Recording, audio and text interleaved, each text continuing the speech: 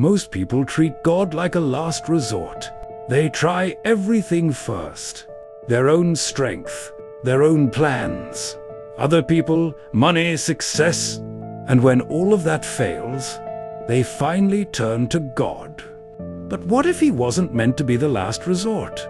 What if he was meant to be the first response? Think about the most peaceful person you know. Not the wealthiest, not the most successful, the most peaceful. The one who faces difficulty without falling apart, who has a stillness inside them that circumstances cannot touch. That person has a deep relationship with God, because peace like that doesn't come from circumstances. It comes from something the world cannot give and cannot take away. Psychology tells us that the people with the strongest inner peace are not the ones with the easiest lives. They're the ones with the deepest faith. Research shows that people who pray regularly have significantly lower stress hormones, not because they have fewer problems, but because they don't carry them alone. This is science confirming what God has been saying for thousands of years. You were not designed to carry this alone. Matthew 11:28 says, "Come to me all who are weary and burdened, and I will give you rest." Not when you have it together, not when you're worthy. Just come.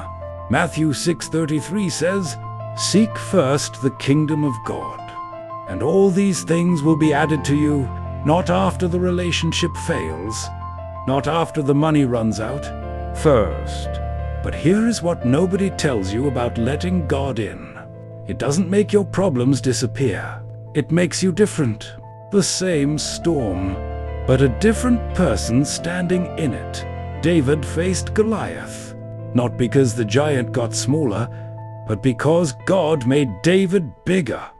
Joseph was thrown into prison, not because God removed the injustice immediately, but because God was building something in Joseph that prison could not destroy. God doesn't always change your situation. He changes you inside the situation. And that is more powerful than any external change. So what actually happens when you let God in? Your problems don't vanish, but your panic does.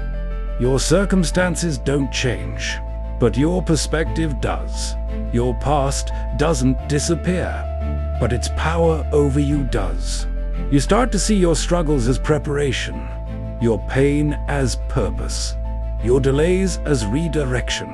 And slowly, a peace begins to grow inside you. That makes no logical sense given your circumstances. Philippians 4:7 calls it the peace that surpasses all understanding. A peace your mind cannot explain, because it doesn't come from your mind. It comes from God. You don't need perfect faith. You don't need the right words. Just open the door. He has been standing there the whole time, waiting, not to fix your life from the outside, but to transform it from the inside. And that changes everything. Everything.